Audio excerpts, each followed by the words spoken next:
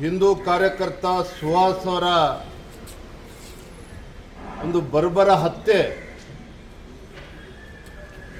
ಒಂದು ರೀತಿದು ಪೂರ್ವ ನಿಯೋಜಿತ ಅನ್ನುವುದು ಸ್ಪಷ್ಟವಾಗಿ ಕಾಣ್ತಾ ಇದೆ.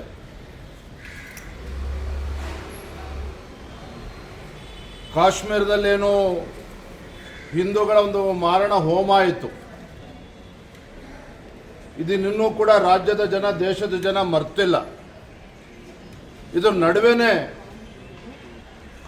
ರಾಜ್ಯದ ಜನ ಅದನ್ನು ಮರೆಯುವ ಮುಂಚಿತವಾಗಿಯೇ ಈ ರೀತಿ ಒಂದು ಹಿಂದೂ ಕಾರ್ಯಕರ್ತನ ಬರ್ಬರ ಹತ್ಯೆ ಆಗಿರ್ತಕ್ಕಂಥದ್ದು ಖಂಡನೀಯ.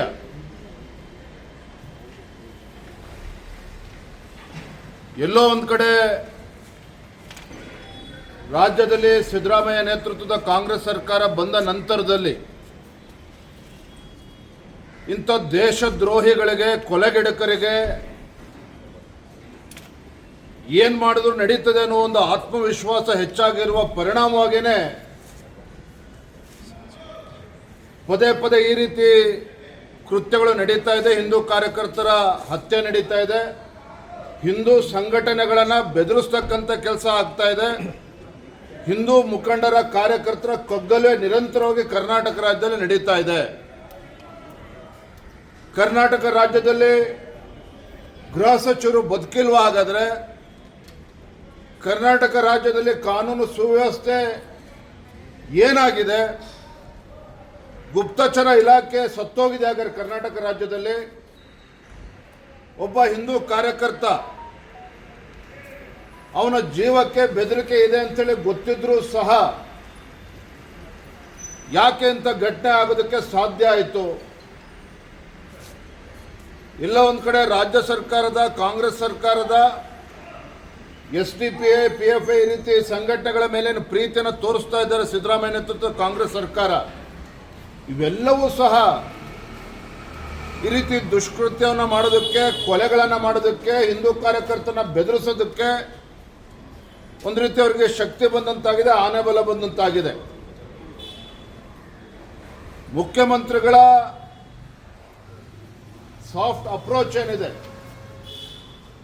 ಯಾರು ಏನು ಬೇಕಾದರೂ ಮಾಡ್ಬೋದು ಅನ್ನುವ ಒಂದು ಅತಿಯಾದಂಥ ವಿಶ್ವಾಸನೇ ಇವತ್ತು ನಮ್ಮ ಸುಹಾಸ್ ಕೊಲೆಗೂ ಕೂಡ ಇವತ್ತು ಕಾರಣ ಆಗಿದೆ. ಭಾರತೀಯ ಜನತಾ ಪಾರ್ಟಿ ಇದನ್ನು ಬಲವಾಗಿ ನಾವು ಖಂಡಿಸ್ತೇವೆ. ಇವತ್ತು ರಾಜ್ಯ ವ್ಯಾಪ್ತಿ ಈ ಕಗ್ಗೊಲೆ ವಿರುದ್ಧ ನಾವು ಪ್ರತಿಭಟನೆ ಕೂಡ ನಾವು ಕರೆಯನ್ನು ಕೊಡೋರಿದ್ದೇವೆ. ಮಂಗಳೂರಿಗೆ ಹೊರಟಿದೆ, ನಾನು ಕೂಡ ಮಂಗಳೂರಿಗೆ ಹೋಗ್ತಾ ಇದ್ದೇನೆ. ಸುಹಾಸ್ ಅವರ ಅಂತ್ಯ ಸಂಸ್ಕಾರದಲ್ಲಿ ನಾನು ಕೂಡ ಭಾಗವಹಿಸ್ತೇನೆ. ಆಮೇಲೆ ಪಕ್ಷದ ಮುಖಂಡರು ಕೂಡ ಅಲ್ಲಿ ಬರ್ತಾ ಇದ್ದಾರೆ.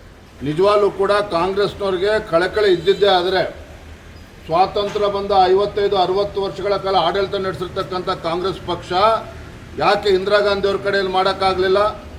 ಯಾಕೆ ರಾಜೀವ್ ಗಾಂಧಿ ಅವ್ರ ಕಡೆಯಿಂದ ಮಾಡೋದಕ್ಕೆ ಸಾಧ್ಯ ಆಗಲಿಲ್ಲ? ಯಾಕೆ ಮನಮೋಹನ್ ಸಿಂಗ್ ಅವ್ರ ಕಡೆಯಿಂದ ಮಾಡೋದಕ್ಕೆ ಸಾಧ್ಯ ಆಗಲಿಲ್ಲ? ಇವತ್ತು ಸಿದ್ದರಾಮಯ್ಯ ಅವ್ರ ಹೇಳಿಕೆಯನ್ನು ಕೂಡ ಗಮನಿಸ್ತಾ ಇದ್ದೆ. ಸಿದ್ದರಾಮಯ್ಯನವರು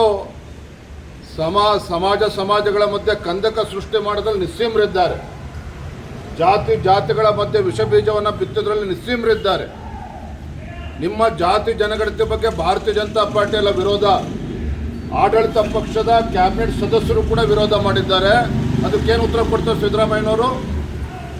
ಕಾಂಗ್ರೆಸ್ ಪಕ್ಷದ ಹಿರಿಯ ಮುಖಂಡರಾಗಿರ್ತಕ್ಕಂಥ ಮಾಜಿ ಮುಖ್ಯಮಂತ್ರಿಗಳು ವೀರಪ್ಪ ಮೊಯ್ಲಿನೂ ಕೂಡ ಹೇಳಿದ್ದಾರೆ, ಇದು ಟೋಟಲಿ ಅನ್ಸೈಂಟಿಫಿಕ್ ಮತ್ತು ಔಟ್ಡೇಟೆಡ್ ಅನ್ನೋದನ್ನು ಸ್ವತಃ ವೀರಪ್ಪ ಮೊಯ್ಲಿ ಮಾಜಿ ಮುಖ್ಯಮಂತ್ರಿಗಳು ಹೇಳಿದ್ದಾರೆ.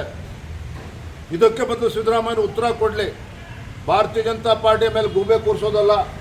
ಭಾರತೀಯ ಜನತಾ ಪಾರ್ಟಿ ಹಿಂದುಳಿದ ಸಮುದಾಯಗಳ ಪರವಾಗಿದೆ.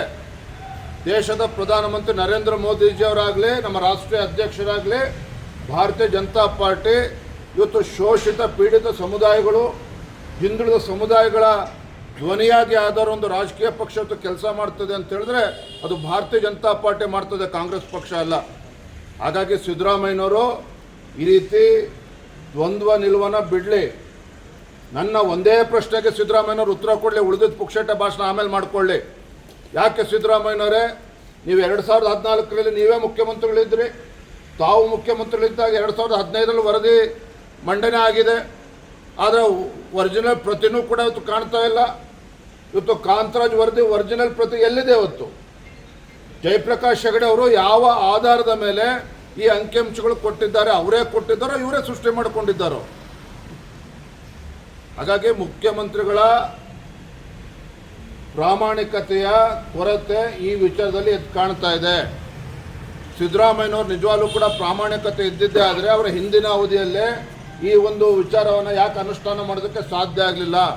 ಈ ಪ್ರಶ್ನೆಗೆ ಉತ್ತರ ಕೊಡ್ದೇನೆ, ವೀರಪ್ಪಯ್ಯನವರು ಎತ್ತಿರ್ತಕ್ಕಂಥ ಪ್ರಶ್ನೆಗೆ ಉತ್ತರ ಕೊಡ್ದೇನೆ, ಸಿದ್ದರಾಮಯ್ಯನವರು ತಮ್ಮ ಕ್ಯಾಬಿನೆಟ್ ಸದಸ್ಯರು ಎತ್ತಿರ್ತಕ್ಕಂಥ ಪ್ರಶ್ನೆಗೆ ಉತ್ತರ ಕೊಡೋಕ್ಕೆ ಸಾಧ್ಯ ಆಗದೇನೆ ಭಾರತೀಯ ಜನತಾ ಪಾರ್ಟಿ ಮೇಲೆ ಗೂಬೆ ಕೂರ್ಸಕ್ಕೆ ಕೊಟ್ಟಿದ್ದಾರೆ. ಜಾತಿ ಜನಗಣತಿಯಲ್ಲಿ ರಾಜಕೀಯ ಮಾಡಕ್ಕೆ ಕೊಟ್ಟಿರ್ತಕ್ಕಂಥವ್ರು ಸಿದ್ದರಾಮಯ್ಯನವರು, ಕಾಂಗ್ರೆಸ್ ಪಕ್ಷ. ಆದರೆ ಜಾತಿಗಳಿಗೆ ನ್ಯಾಯ ಕೊಡಬೇಕು ಅಂತೇಳಿ ರಾಜಕಾರಣ ಮಾಡ್ದೇನೆ ನ್ಯಾಯ ಕೊಡಬೇಕು ಅನ್ನುವ ತೀರ್ಮಾನಕ್ಕೆ ಬದ್ಧತೆಗೆ ಇರ್ತಕ್ಕಂಥದ್ದು ಭಾರತೀಯ ಜನತಾ ಪಾರ್ಟಿ, ನರೇಂದ್ರ ಮೋದಿಜಿ ಸರ್ಕಾರಕ್ಕೆ ಇರ್ತಕ್ಕಂಥದ್ದು.